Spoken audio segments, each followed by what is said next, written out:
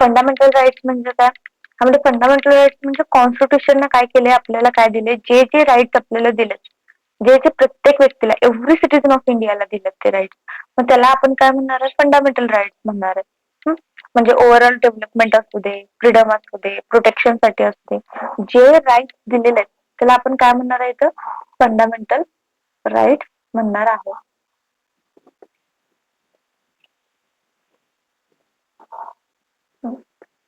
Fundamental rights म्हणणार आहे ह्यामध्ये. ओके, आता फंडामेंटल राईट्स म्हणजे काय? The definition, fundamental rights are those basic rights guaranteed under part 3. म्हणजे फंडामेंटल राईट्स म्हणजे काय? आर दोज बेसिक राईट्स आहेत. काय बेसिक राईट? गॅरंटीड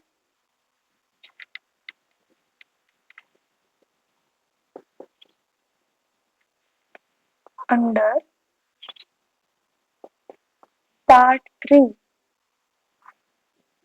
आर्टिकल कुठून कुठेपर्यंत? आर्टिकल 12 ते आर्टिकल 35 हे झाले फंडामेंटल राईट्स. मग of Indian constitution to protect, काय प्रोटेक्ट करण्यासाठी, काय प्रोटेक्ट करते? Protect liberty, equality and dignity of individual. हे फंडामेंटल राईट्सचं काय झालं, एक बेसिक डेफिनेशन म्हणलं किंवा मिनिंग म्हणलं तरी चालेल. फंडामेंटल राईट्स म्हणजे काय? आता नेक्स्ट आहे हिस्ट्री बघायची आपल्याला, की फंडामेंटल राईट्स कशी आली, काय आहे. फंडामेंटल राईट काही एका दिवसात तयार झालेला नाही आहे, त्यामध्ये एवढा मोठा हिस्ट्री आहे की आपण पूर्ण हिस्ट्री आधी बघायची. भले ते सिलेबस मध्ये नसेल तरी हिस्ट्री आपल्याला बघायची. हिस्ट्री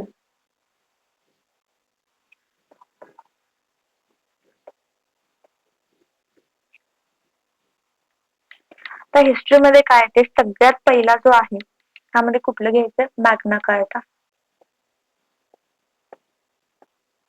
मॅग्ना, आता पहिला काय येणार आहे? Magna carta. लक्षातच ठेवायचं याला. मॅग्ना कार्टा 1215चा आहे. हा कुठला आहे? इंग्लंड मधला. आता हा काय रोल प्ले करतोय? हिस्ट्री काय आहे याची?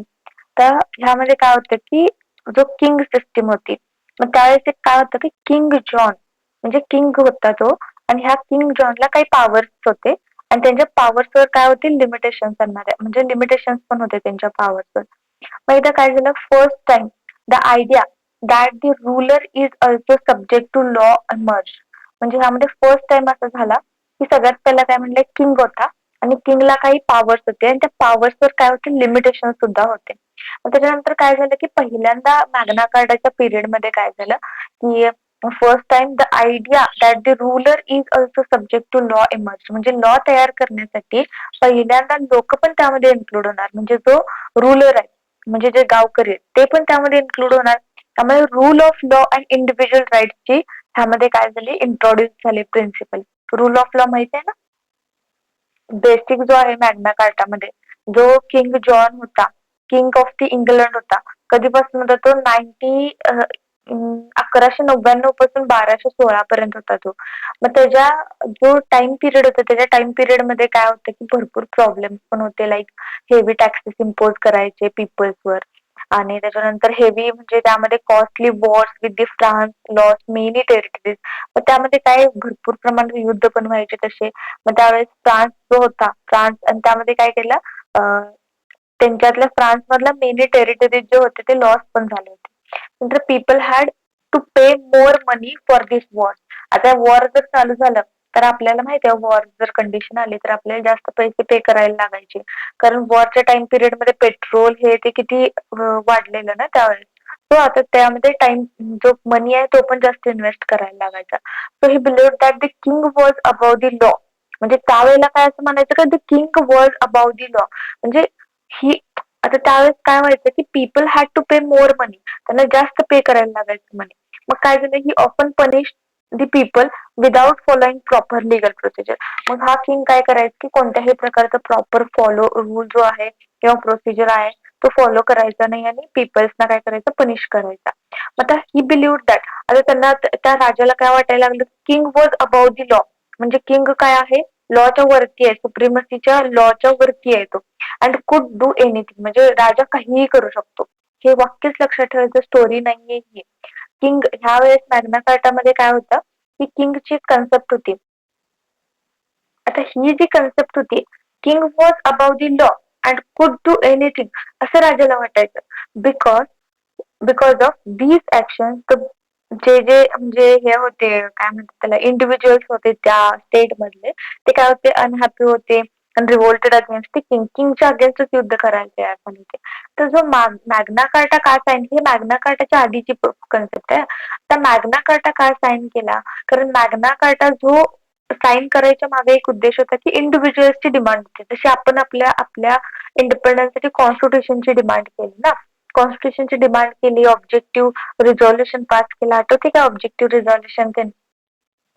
तर नेक्स्ट काय आहे, बी बी पॉइंट. आता हा ए पॉइंट मध्ये अजून ह्यामध्ये why was Magna Carta sign, आता जे लोक होते ना त्यामध्ये सगळं हे असं त्यांना टॅक्स वगैरे जास्त पे करायला लागायचं. परत राजा स्वतःला काय समजायचा की लॉच्या वर समजायचा आणि राजाच्या समोर कोण खाली नाही, असं लॉ पण नाही वर असं. मग आता ते पीपल सगळे इरिटेट झाले होते आणि पीपलनी काय केलं की त्यांनी मॅग्ना कार्टाची डिमांड केली यामध्ये. तर किंग शुड बी ओबे दी लॉ. आता मॅग्ना कार्टामध्ये काय आलं की एक कन्सेप्ट त्यांनी इंट्रोड्यूस करायला सांगितली मॅग्ना कार्टामध्ये, कुठली की पहिला काय करायला पाहिजे, किंग शुड ओबे the law.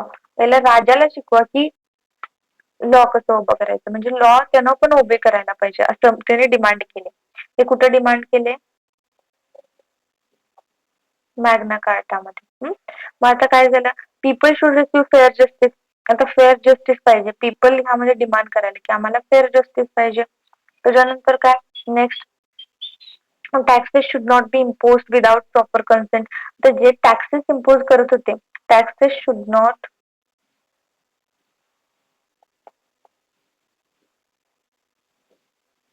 Without consent, without consent taxes impose करायचे नाही. Kings power should be limited. आता ह्यामध्ये काय केलं आपण बघितलं सगळ्यात पहिला, Kings power should be limited.